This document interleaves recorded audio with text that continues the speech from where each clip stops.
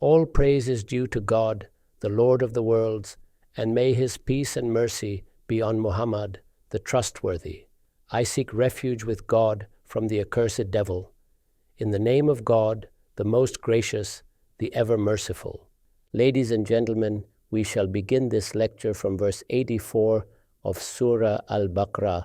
You may recall that God Almighty had referred to His covenant in this verse, and He had touched on the first covenant with the Israelites, in which they had been bound to follow the basic directives.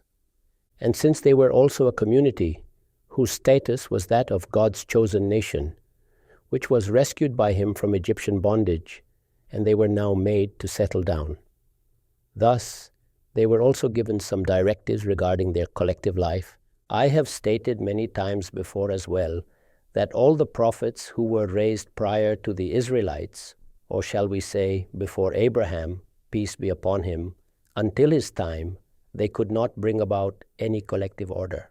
They called toward God's religion and communicated His message. The Quran tells us that most nations didn't accept the message of the prophets. This period was characterized by the dominance of polytheism, and the entire struggle of the prophets was against it. People did not accept their message. Thus, no community was in existence that would require collective guidance and laws. For the first time in history, the Israelites were about to populate a territory as a community. Naturally, a collective system would be formed there. Thus, the Torah is a Sharia pertaining to that collective system. There is one Sharia related to an individual, such as offering prayer or fasting. This is not discussed in the Torah. The reason is that none of these things was unknown to the Israelites. They were already following these practices. Consequently, we shall see that the Almighty God is informing us in Surah Yunus that as soon as Moses, peace be upon him, returned to Egypt, he immediately reformed the form of prayer. There was no need to send a book for that or to stress upon it. They are the descendants of Abraham, peace be upon him. The rituals such as prayer, alms, fasting for the purification of a person, which are restricted to an individual's life, or those related to the worship rituals, were already present among them. The law was given for their collective life, and according to the position bestowed on them. These things are not seen in the Torah, and a person wonders why this had happened.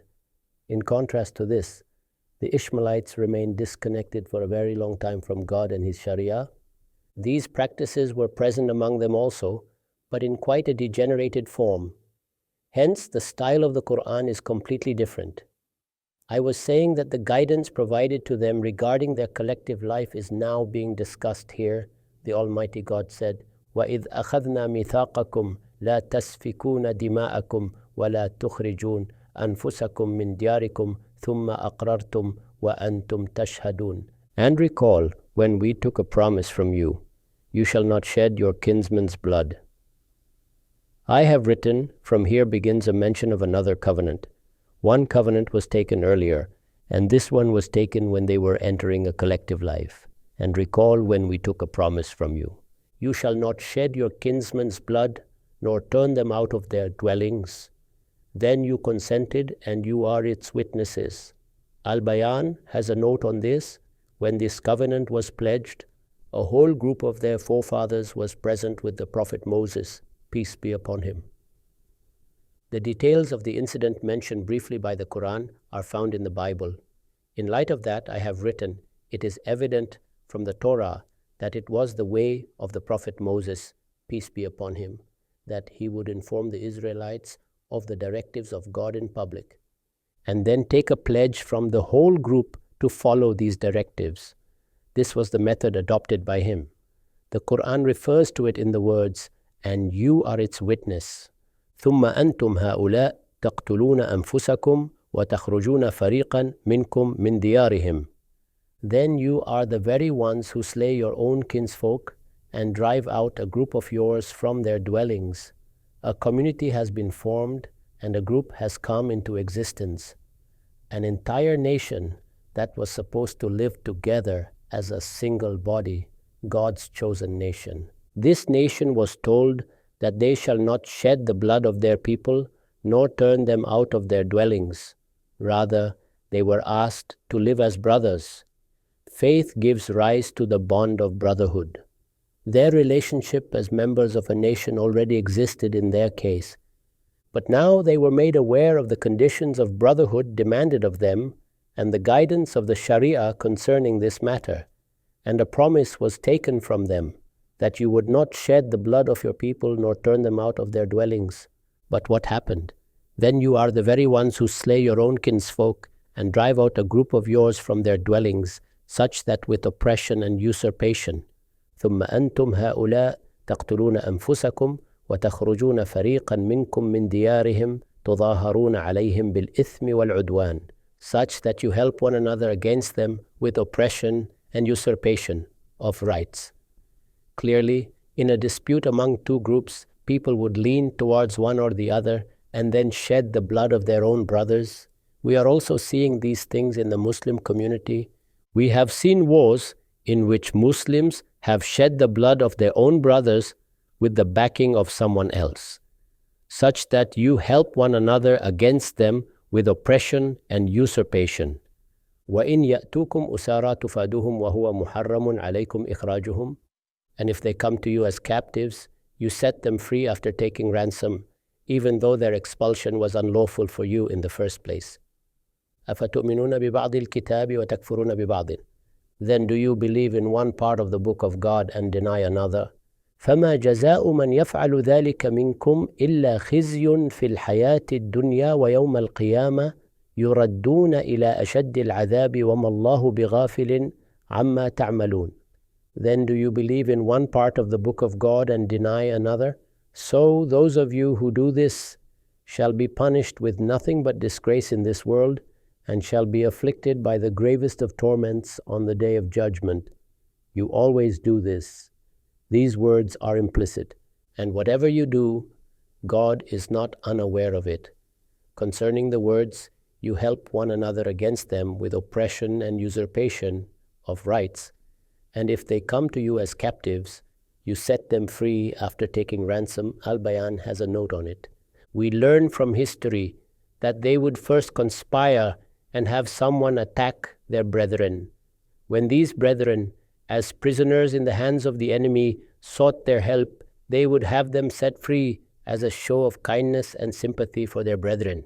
In other words, they would first conspire and back someone to attack their brethren and then show off the favors done for them, because they had this notion that being Israelites and for their national pride, they would secure their brothers' freedom, but they would adopt this way.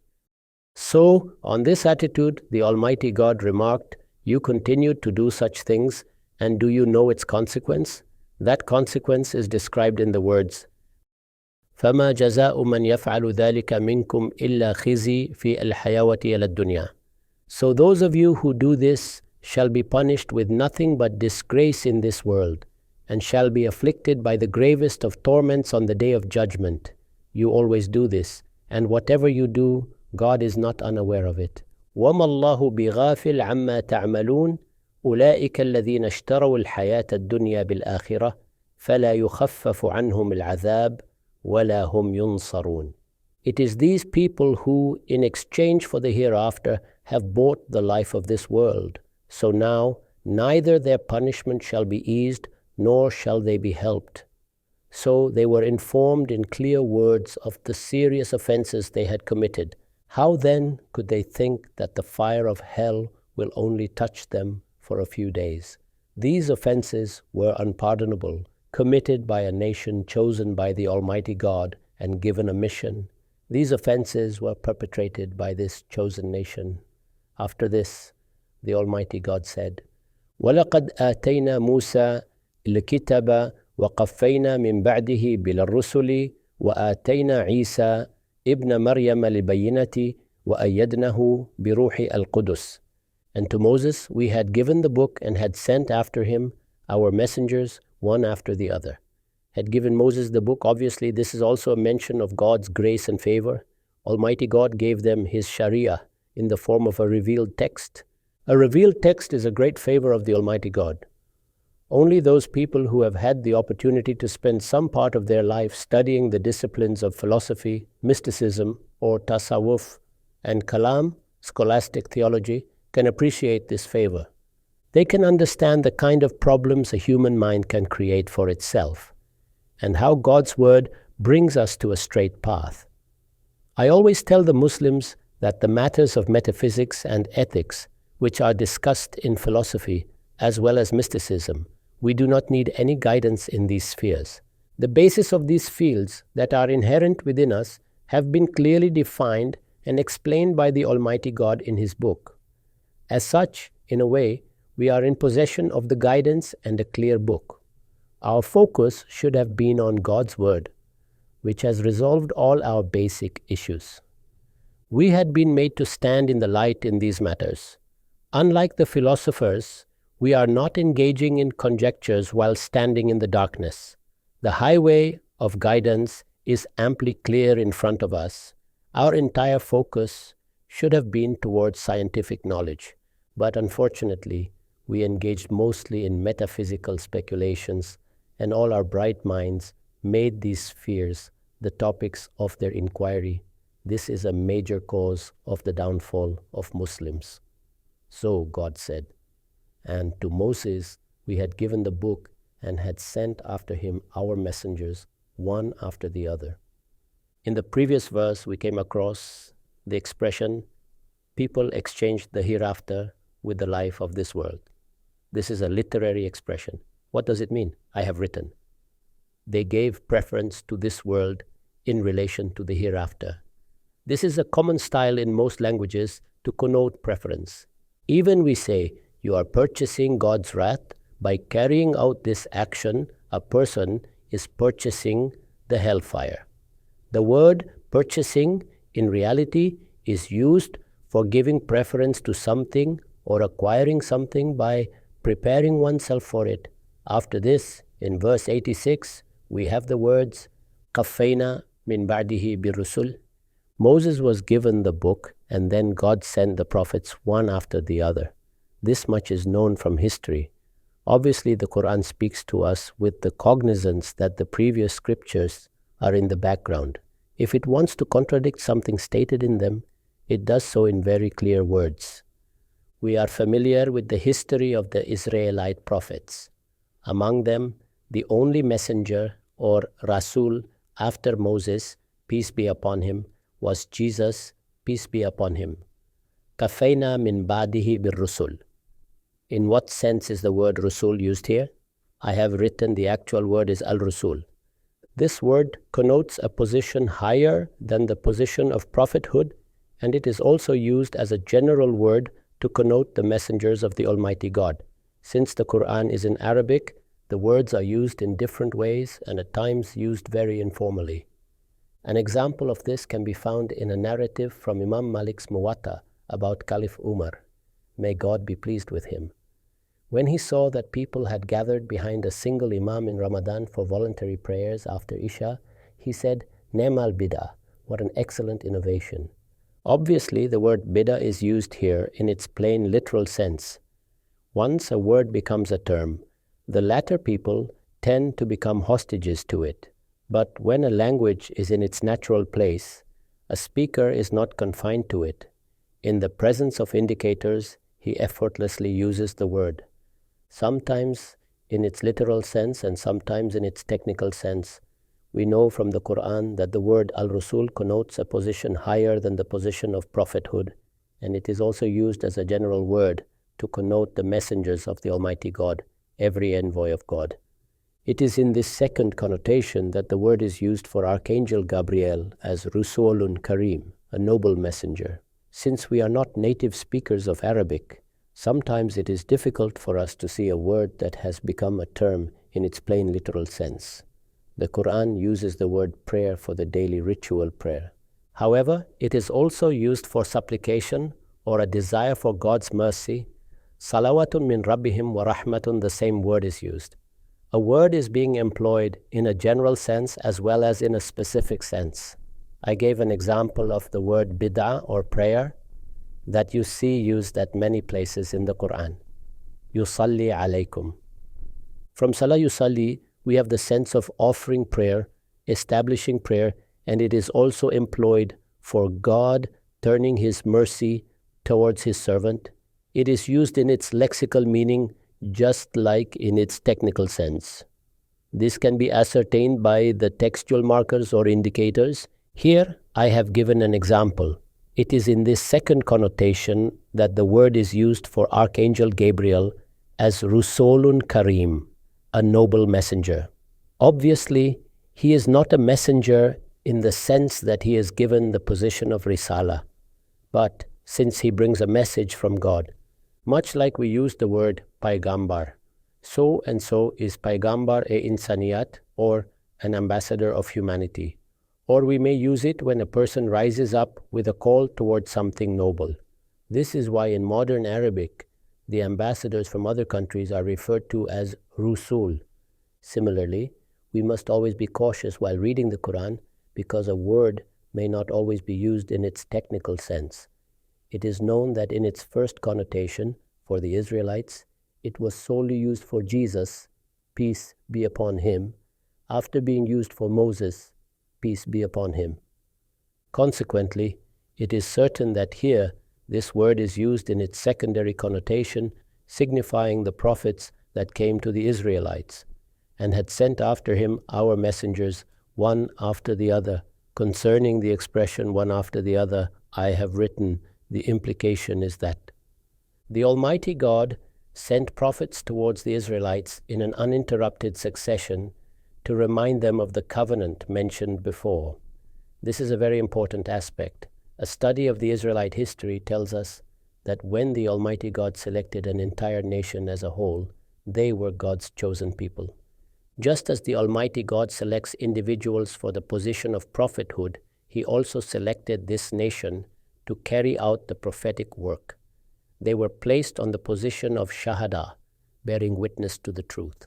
This is also a special selection. Having made this selection, and after giving them the Torah at the very beginning, the Almighty God appointed among them a continuous chain of prophets for constant reminder and tazkir.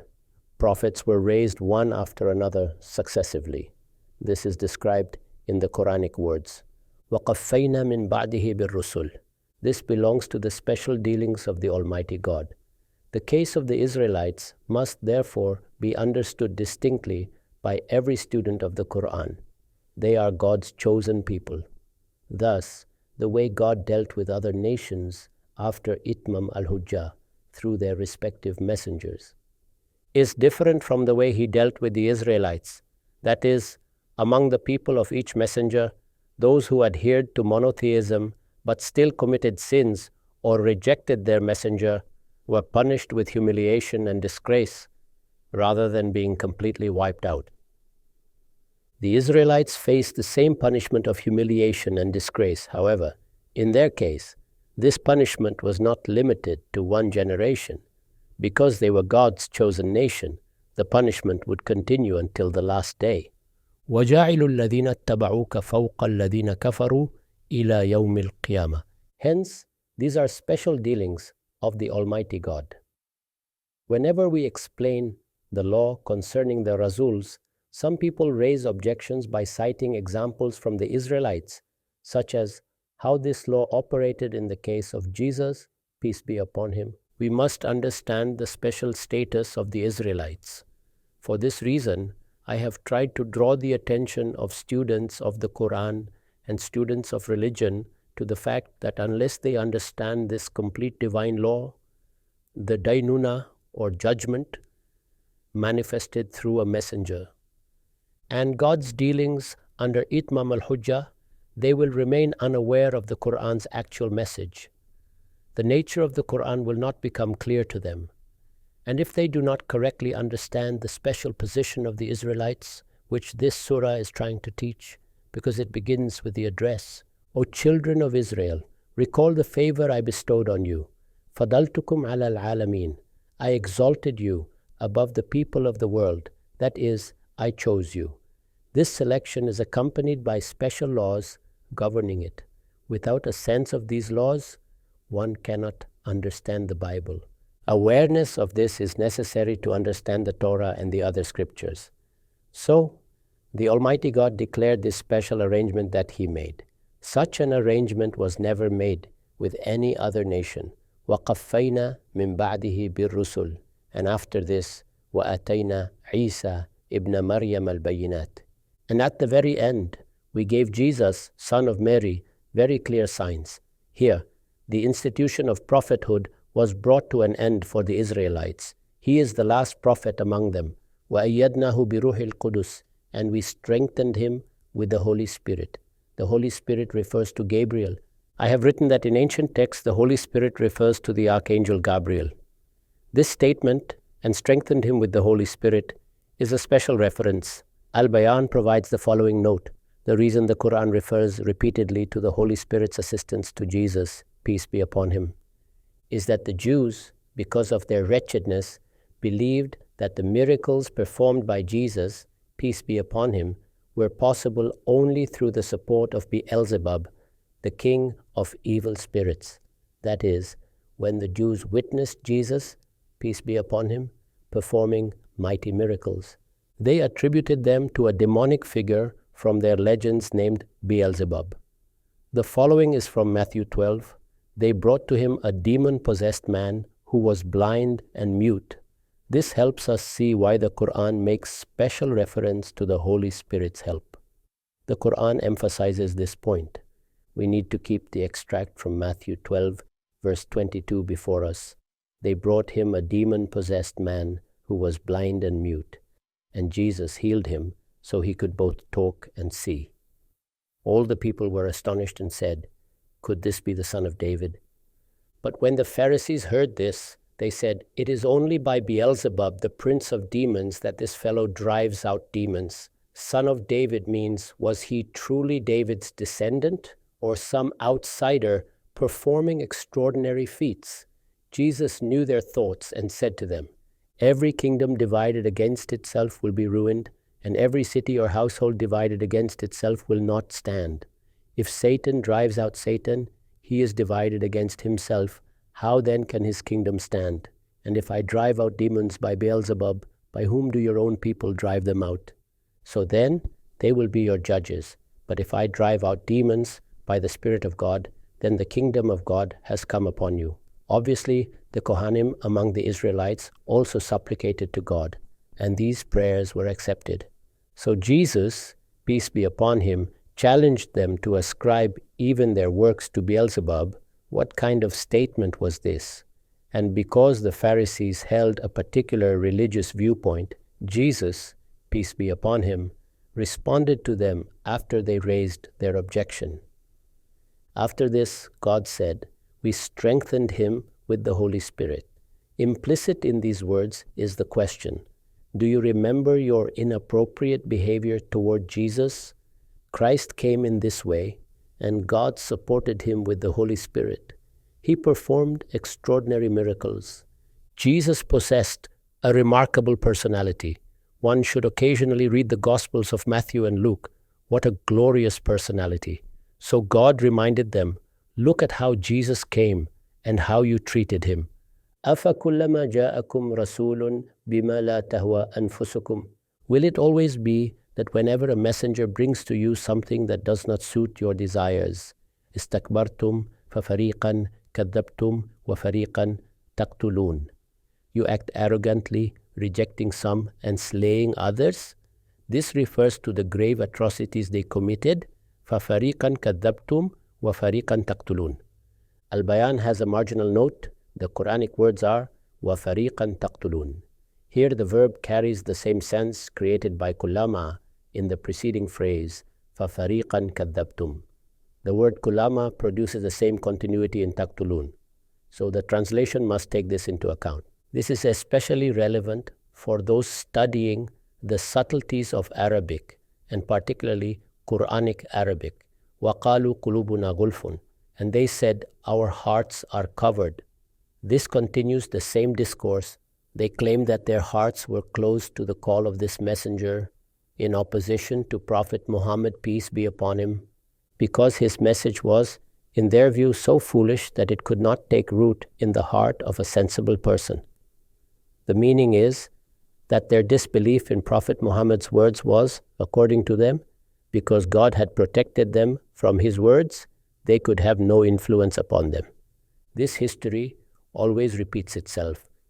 If a person comes and speaks the truth, knocks on people's doors, and tries to wake them up, the religious class always adopts this attitude and claims that they have protected their faith, reflecting on a message, considering the evidence in its favor. And responding with better arguments is a very difficult approach. وَقَالُوا قُلُوبُنَا غُلْفٌ, our hearts have covers. This is what their words meant.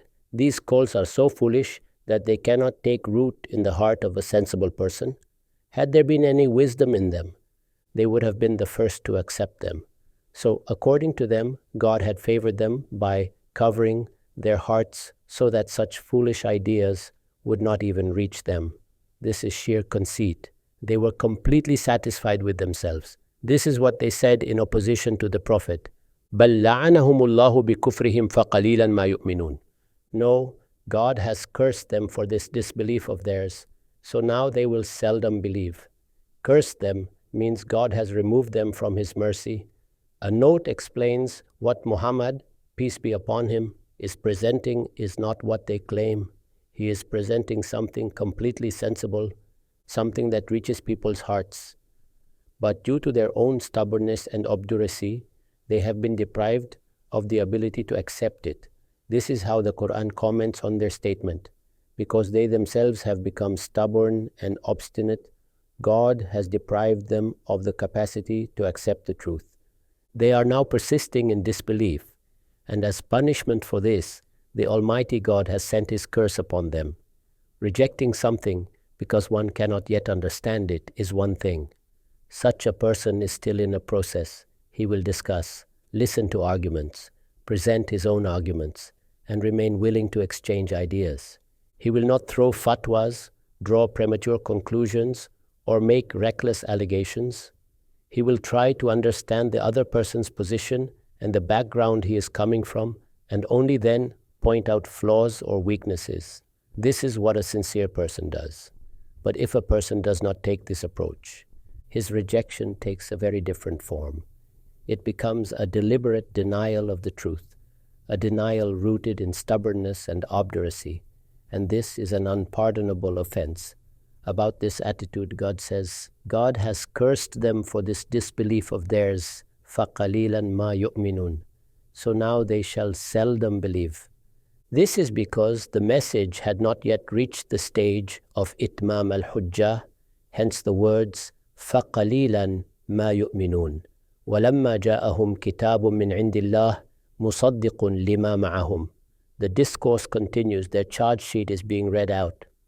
When a book from God came to them. The reference here is to the Quran, a book that confirms the predictions already with them. This was the greatest evidence. The Quran was not unfamiliar to them. Elsewhere, the Quran says, يَعْرِفُونَهُ كَمَا يَعْرِفُونَ أَبْنَاءَهُم. They recognize it as they recognize their own sons, in confirmation of the predictions they have with them. وَكَانُوا مِن قَبْلُ يَسْتَفْتِحُونَ عَلَى الَّذِينَ كَفَرُوا. And before this, they had been praying for victory through this book against those who had rejected their religion. That is, they were waiting, unlike us, who know from the Quran that prophethood has ended. They were still expecting a prophet. They waited for him. Once prophethood ended, the Quran declared Muhammad, peace be upon him, to be the seal of the prophets and closed the door of prophethood forever. No new prophet was foretold. Otherwise, we too would have been waiting. So, they prayed for victory over those who disbelieved based on the prophecies about the coming of Muhammad, peace be upon him, and the revelation of the Quran, which they possessed. They hoped that when he arrived, their misery would end. They would finally overcome their oppressors. Obviously, they had suffered. They lost their homeland, wandered in exile, and endured what the Romans did to them. Their hope was, when the promised prophet comes, their enemies would be humbled. But what happened? فَلَمَّا جَاءَهُمْ مَا عَرَفُوا كَفَرُوا بِهِ. Then when that came to them which they fully recognized, they rejected it. This is the type of kufr that entails eternal hell. When what they recognized came, they rejected it. فَلَعْنَةُ اللَّهِ عَلَى الْكَافِرِينَ. So God's curse is upon these rejectors, meaning those who rejected knowingly and deliberately. This is the magnitude of their crime, which the discourse goes on to describe. Now let us read the plain translation of these verses and recall when we took a promise from you, you shall not shed your kinsmen's blood nor expel them from their dwellings. Then you consented, and you yourselves bore witness. Yet you are the very ones who kill your own kinsfolk and drive out a group from among yourselves from their homes, supporting one another against them in sin and aggression. And if they come to you as captives, you ransom them, though their expulsion was unlawful for you in the first place. Do you then believe in part of the book and deny another? For those among you who act thus, the punishment can be nothing but disgrace in this world, and on the day of judgment they shall face the severest torment. And whatever you do, God is not unaware of it. It is these people who have exchanged the hereafter for the life of this world. So their punishment shall not be lightened, nor shall they be helped. And to Moses we gave the book, and after him we sent messengers in succession, and at the very end we gave Jesus, son of Mary, clear proofs, and strengthened him with the Holy Spirit. Yet whenever a messenger brought to you what did not suit your desires, you acted arrogantly, you rejected some and killed others. And they said, our hearts are covered. No, God has cursed them for their disbelief, so now they will hardly believe.